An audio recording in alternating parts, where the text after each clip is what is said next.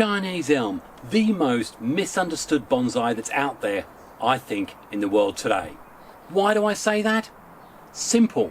Because when most beginners get them, they die. Well, today we're going to explore why perhaps they die, why there are so many misconceptions about Chinese Elm bonsai, but as well as the misconceptions, I'm going to demonstrate and show to you why it's so favoured by both beginners and experts alike. Because guess what? I started with Chinese Elm 1. That one to be exact. And if you want to see and learn how I turned that Chinese Elm into a veritable ocean of different Chinese Elm bonsais, well, you need to watch on. Perhaps even share a few tips with how I grow Chinese Elm so successfully, and I promise you that by the end of this video you will realise why Chinese Elm is indeed the hidden bonsai workhorse gem.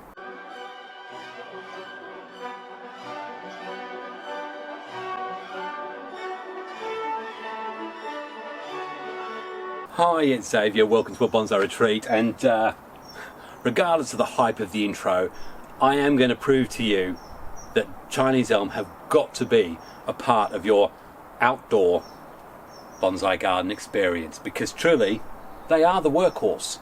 They're so durable, they're so forgiving, they're so easy to care for, and generally they multiply like rabbits. How rude!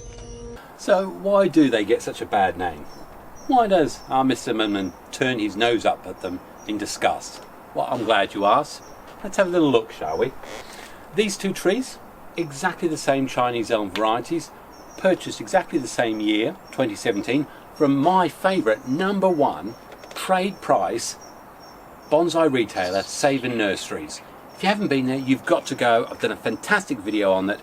But yes, both of them, 2017, that makes them what? 7 years old from the point of purchase.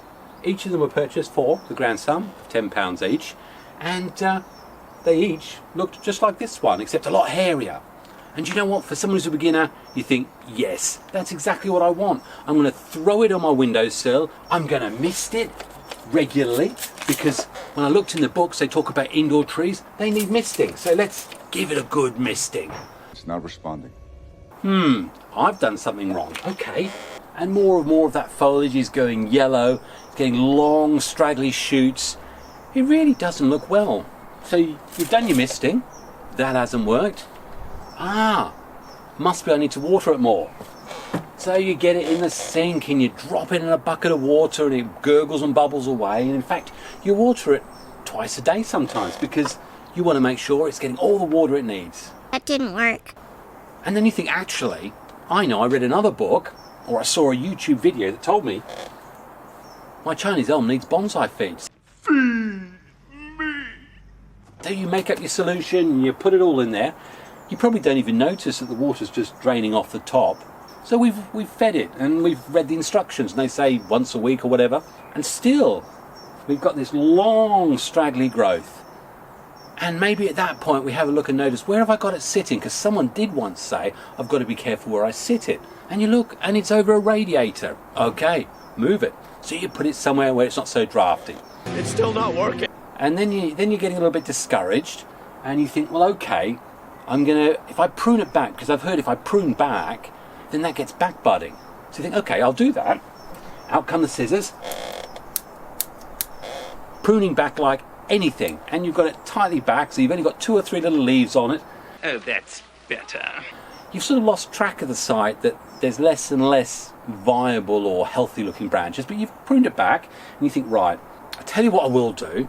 I might also use this piece of wire that I've had hanging around for a while, and I'm going to try and wire some of these branches just so that when they grow they'll straighten out and they'll look exactly like a bonsai tree. You need to stop. In the end, you've absolutely loved this tree, unfortunately,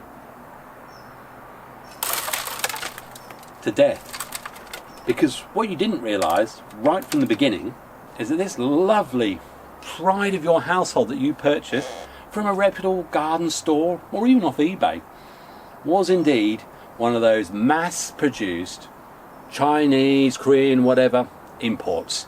And it's been sitting in a container for months and months and months. In fact, it may have been held off at Dover or Calais or somewhere as they're desperately trying to get it across the channel or wherever, or it's been sitting in the docks in America. And bottom line is, your tree died months ago. Won't be trying that again. And then what you did, because you didn't know any better, and why should you, is you fed it, you cut it, you might even repotted it.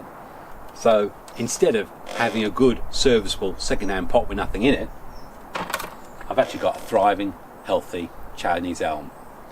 And yes, the purists among you will say, Zab, no, it's this horrible manufactured S shape. It's ugly, it's not natural. But you know what? I like it, and I know there's many of you out there who also like it. But that's not the only thing you can do with the Chinese elm, and I'm going to show you the wide range of stuff that I've done with Chinese elm that started from this very tree. So come on, let's start this journey. Right now, we're at year 1. These are my cuttings, and there's everything from Chinese elm to trident maple to ginkgo to azalea, all sorts. And this is where I recommend my first big tip. Anytime you prune anything at all during the growing season, whether it's spring, summer or indeed autumn, just have a bucket like this full of common potting soil, nothing special about it, and just poke everything you cut in there. Don't worry about bags over or anything like that, just poke it in there, because that is all I've done there. And I've got a host of Chinese elms, I've got loads of stuff in there. So already that one tree has produced 1, 2, 3, 4, 5, 6, 7, 8, 9 successfully rooted cuttings. And 2 that didn't. And then we've got through the winter of year 0. We're looking at the spring of year 1, I suppose we'll call it. And I moved them. So instead what we've got is last year's cuttings, which are here, again, just in common soil, are now firmly rooted and established. And already they're thick enough that I could actually start initial training with. But I took so many, I don't have to do that. And in fact, we'll come back to the different things we can do with them. But right now, these are now a year old, and they're looking very healthy. And they're one of about 25, 30 that I took last year. Nice to see though, this ginkgo, also a year old now, is looking pretty healthy. As are my Fuji cherries, and a whole lot of other cuttings. But maybe that's for another video. Now I'm in year 2. I've continued to let these cuttings grow, and also I've added to them, because each year I do the same thing. Every bit of pruning straight into a bucket of soil. But I've got so many of these Chinese elms, I store them here. Do I do anything with them? Some, but most of them, no. And now what we've got is 2 2-year-old Chinese elm cuttings, and they're starting now to form some interesting shapes. They've been left completely untouched. We've got buckets of them here. There's 2 very nice ones there. In fact, should we take those up and have a look and see what they're like? Because I think these ones actually might be year 3. Now this area has got Chinese elm cuttings that are, oh look at this one. This one is as thick as a HB pencil. I mean, that's probably going to be 5, 6 years old. All I'll have done with that at some point is got a pair of clippers and just cut over the top.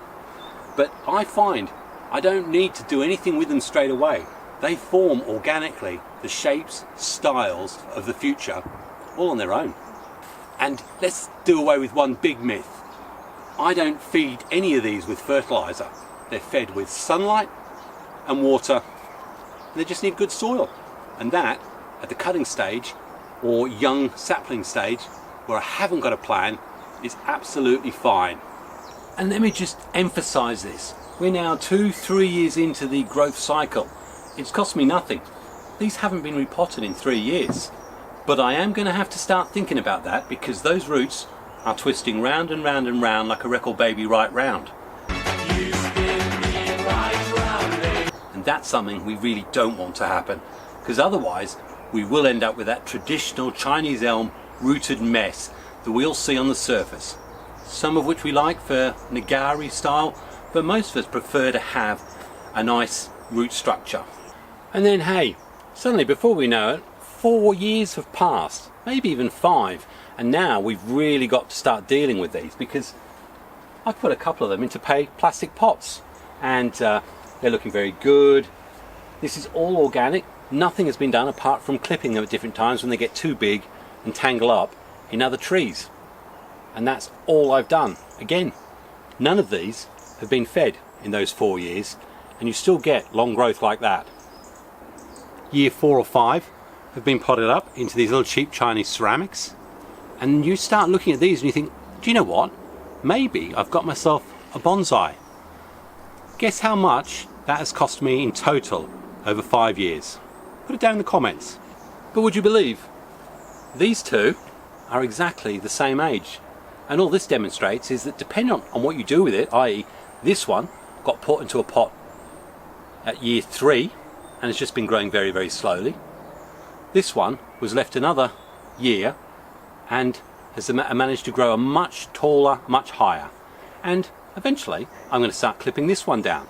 Again, answer to the question, how much have these cost me? Well, I think I can tell you right now.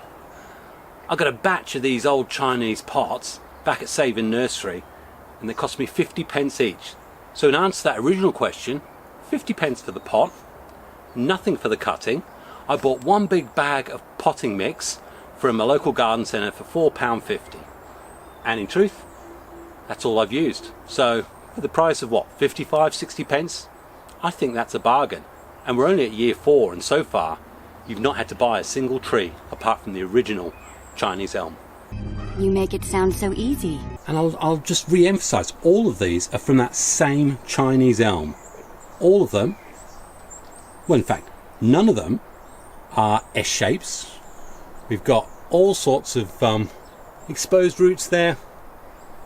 Lots of work to do. But again, they're unique. This one, well maybe this one has a lot further to go. But again, it's already getting that aged look about it. I've got ones behind it. These are ones that I let grow as long whips, so I planted a 7 to 8 inch whip, and now I'm growing them up as a triple trunk. Now I've got a whole host that are at that sort of 5-year age range, because that's about the time when I really started going nuts on the cuttings. And some of them I put into deeper pots, but again they've all got these nice thick HB pencil trunks. Some of them a little bit thicker, like this one. It's probably 2 HB pencils in diameter. And these, I do start feeding them now because they're now getting closer to, well, I've got plans on what I want to do with them. Certainly we're starting to get some really nice Mame looking shapes and designs in there. Now I tend to keep my Chinese elms down the bottom end of the garden. It gets a good mixture of early morning sun, but it never ever gets the hot noon sun. They do like to have a little bit of shade. But this is an example again, probably only 6 years old now, 6, maybe 7 years old. And this one now is starting to form a classic bonsai shape, or a shape that I'm happy with. It's starting to get pads and delineation, and I've done that just simply each year, clip and grow. It's now warranted a nice plastic pot, and I think probably in 2025 this one may get put into a nice ceramic. We'll be reducing the height down. This will be the maximum height for it. This has cost me the time it's taken to do a cutting, to put it in some soil, and to just every now and then give it a clip. It's just time. But with all these, if you don't start, you're not going to have these results. But it's still not costing you anything. So if budget's a problem, Chinese elm has got to be your most successful way to go forward. So clearly you've seen 6, 7 years worth of cuttings, hundreds of Chinese elm later, loads of different varieties, sizes, shapes, all dictated by what you do or don't do with them. But none of it requires an ounce of skill or knowledge. You just have to get the thing into a bit of soil and let it grow. And for those of you who are new to my channel, you won't be aware that this one was actually a horrible, rootless base of a great big 4-foot Chinese elm cutting. And guess what? It was 4 foot because I put it in the soil, and it came from the very same tree. Amazing when you think about it. So I've gone on and on and on. I've shown you this factory process of what I do with those Chinese elms cutting. Obviously, as you get more Chinese elms, you get more cuttings to put in there. So I've not just got results from that first tree, but I've also got results from a few other, including a really interesting Corkbark Elm, which has got lots of cuttings from it. This one, wind back 7 years. You've seen what the cutting looked like 7 years ago. Well, here it is, that is from that original Chinese elm you saw at the beginning. And no wire. So if you can't afford wire or you don't like using wire, that's what you get. Fairly organically, all I've done regularly 3-4 times a year, I'll be clipping it back. Now will be the perfect time. Take the growth back to the profile or to whatever shape you want. Wherever you cut back to, that's where your new buds will come back from the leaves a little further behind. If you want more detail on that, then certainly there's a playlist there that's full of all the stuff I've done with Chinese elms, and I do recommend you go and have a look at that. You what? But there is something I should do with this. If we look at it, it's coming up, and every one of you is probably screaming out that I don't think it needs to be much taller than that. Could I put that into soil? Yes. Will it work? Hey, we'll know next year. But this is what I'm saying. Every time you take a cutting, Chinese elms, they do root from really thick bits of wood. Put it in the soil, find out. And here we are now, end of October. And this is exactly what you would be doing. I suppose that brings on the next question. You've got this, you've had lovingly, and you've grown it over 7 years, and you're really starting to get quite excited by it. Do I need to take any special care precautions? Well, as I said, if you look at my seasonal care guide, you'll see the answer to that is no, not particularly. They are tolerant below freezing. The only thing you need to be aware of, they're in a ceramic pot, it will freeze. I tend to keep them low on the ground. I keep them bunched up with all the others, and if you have particularly windy areas or heavy rains, I'll put them nearer a fence. So there you go, there's an example of an informal upright that I've produced from a cutting. Would you buy that? I would. Well, I wouldn't because I've already got it. What's another one I've done as an informal upright? That may be a different species of Chinese elm, but still a cutting that cost me nothing.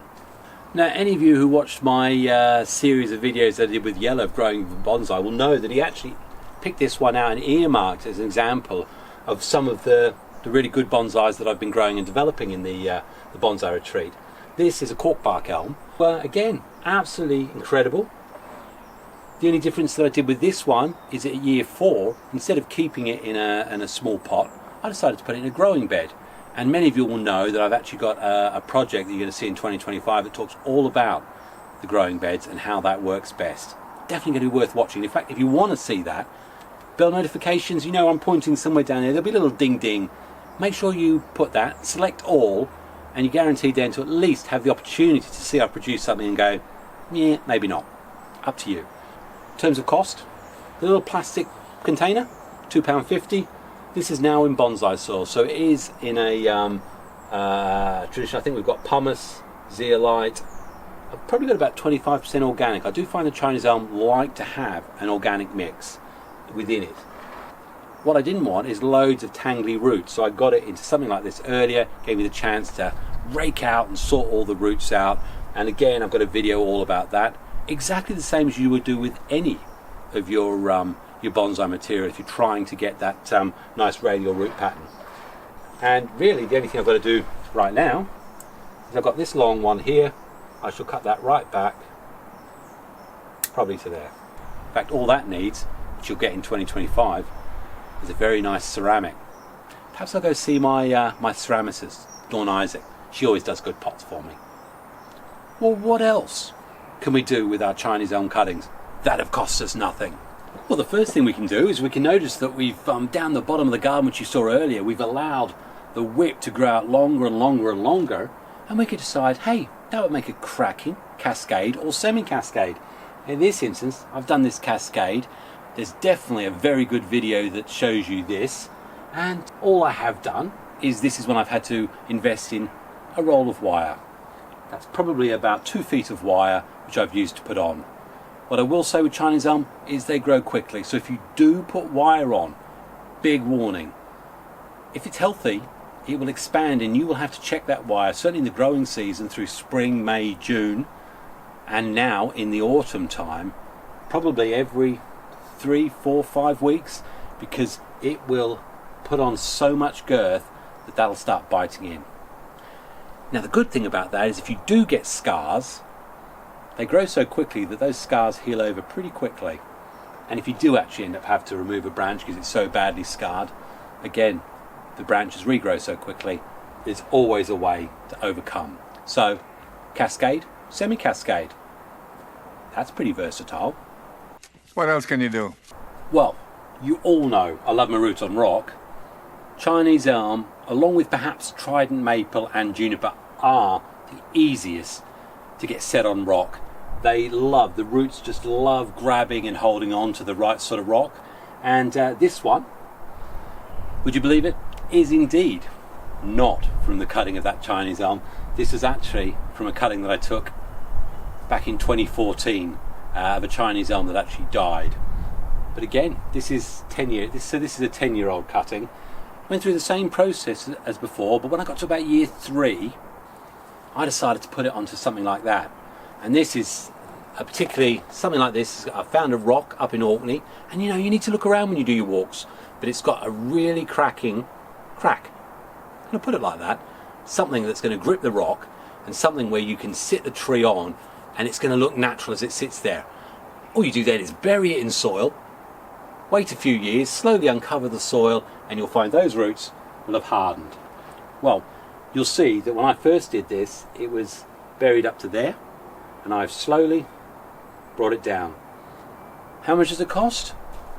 The cutting was nothing. The soil is potting mix. It's now in a good bonsai mix, but it's only a couple of quid worth. It's on a rock that cost me nothing. The pot is gorgeous. It's a Dawn Isaac ceramic. Bought that off her, and I believe she charged me £25.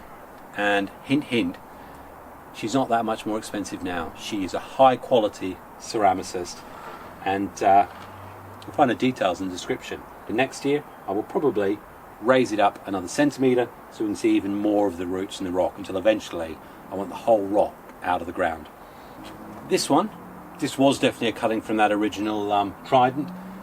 This one, I'm not entirely sure, but I think this is potentially one of the Corkbarks. I think this might be the Corkbark, which would have been a cutting from that original Corkbark. I put these on rocks a couple of years ago, and in fact there is a playlist about how to do Root-Over-Rock.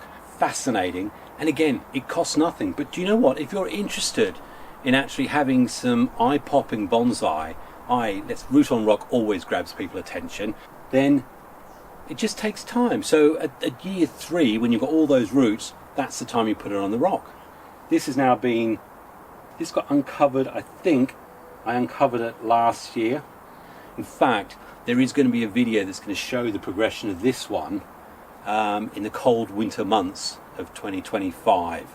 Something to keep us warm when we're bored of everything else. And in terms of the style, we're not looking at these classic S-shaped. The only time I do that S-shape is when I choose to do it. Because you can wire them, or because they're so responsive to clip and grow, you can really take it wherever you want. That is not low-cost budget substandard bonsai material. Yeah, it's Chinese Elm. Why wouldn't you want it?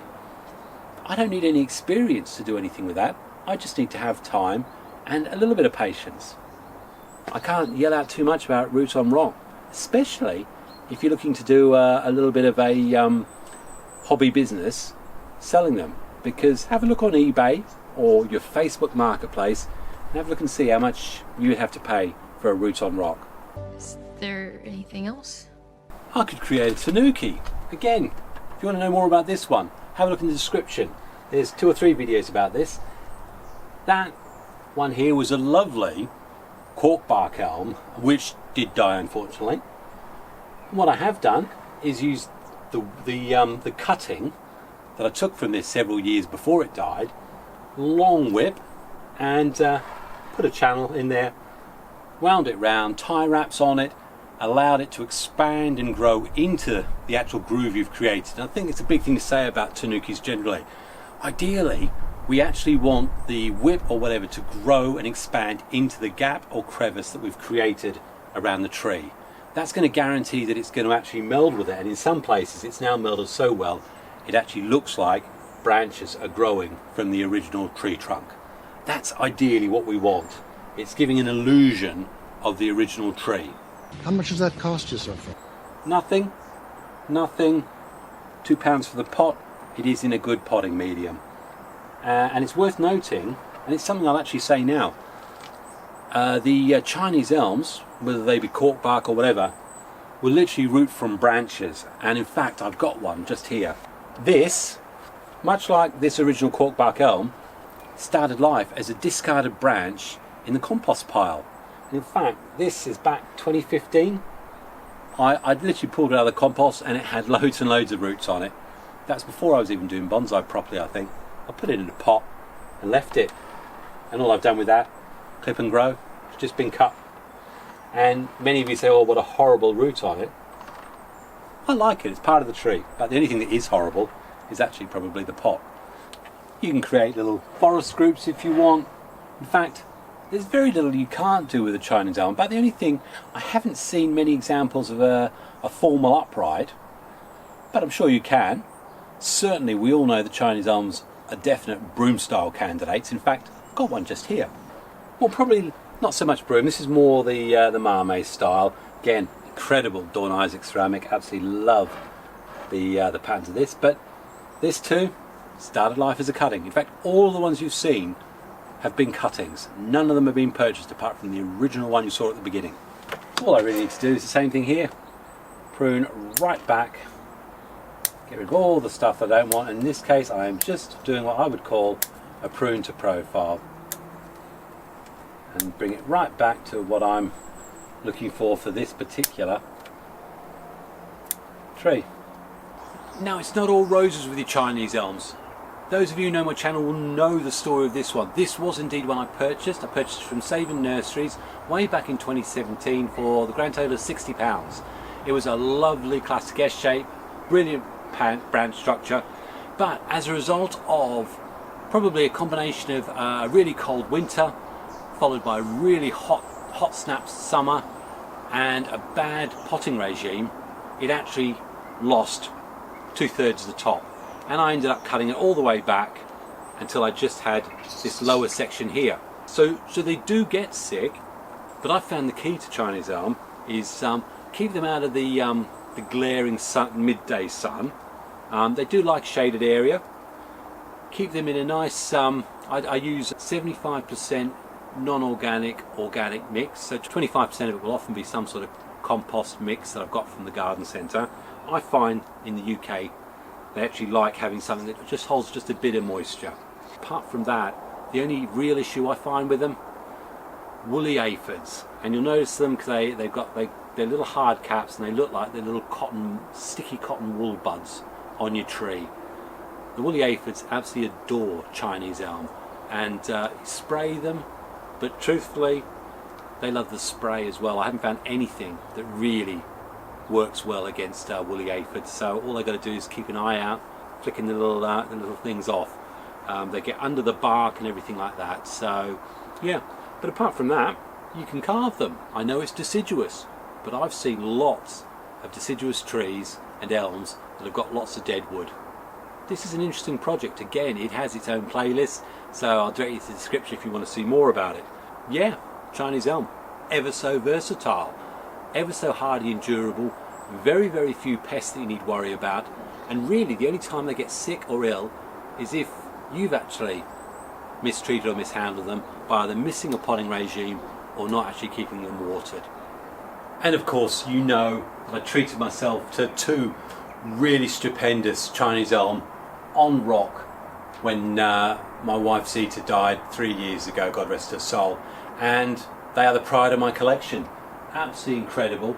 And when you see them in their denuded state, certainly when you've got some examples that you've had for a while where they've got great ramification, again against the right background they look incredible. This one, the second one, I love even more actually than the one you've just seen. Again, there are some drawbacks with Chinese elm, traditionally labelled indoor trees, and you get hit twice with a problem with them.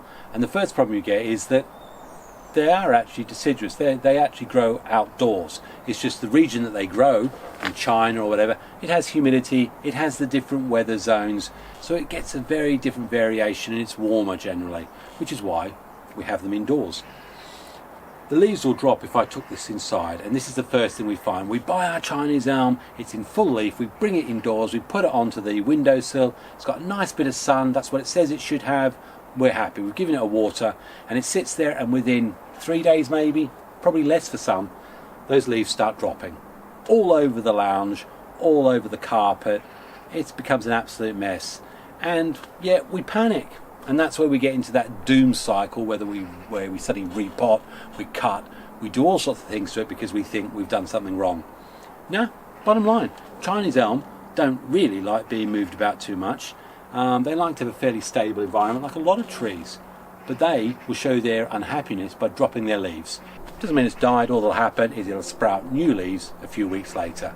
And for those of you stuck with it, you'll see that your Chinese elm actually does throw leaves back out. So don't worry when it yellows. There's only one more warning that I'll make. If you buy it from a garden centre, or more likely the Home Depot type stores, whether it's B&Q or whatever the equivalent is in your country, it will have been imported. It will have been in a container for up to 4 or 5 months maybe. Yes, they have a watering system. It will be in some sort of cocoa coir type soil. It's not even a compost or soil. It's just a system to keep moisture in and around the roots while it's being transported. Ideally, when you buy it, try and buy it in the spring, because the first thing you're going to do is take it out of that cocoa coir and put it into some decent soil. And you know what? In the early days, I planted them in potting mix and they were fine. So if you haven't got the money or the budget for it, don't worry. So, from Xavier, at the bottom of his bonsai garden, hopefully I've busted some of those ridiculous myths about Chinese elm and convinced you that, do you know what? If you're a beginner, you have to have Chinese elms, you have to take cuttings, and you have to have some fun, because it's not going to cost you money, and as the years go by, you're going to have some great quality bonsai to show off to friends and family, and perhaps even sell. It's a win-win. So all I can say is, if you want to learn a little bit more about the carving and the evolution of this magnificent Chinese elm, once was, then hey, that's the video you definitely need to watch next.